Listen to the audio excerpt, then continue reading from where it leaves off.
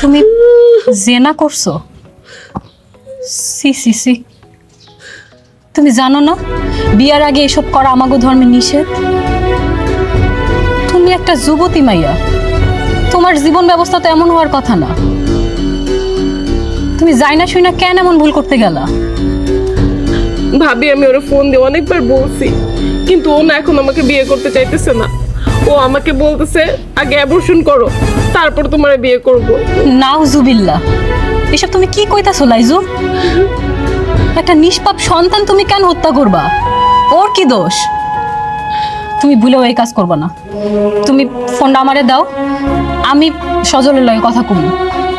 আমি তোমারে কথা দিতেছি, তোমার এই বাচ্চা নষ্ট করতে হইব না।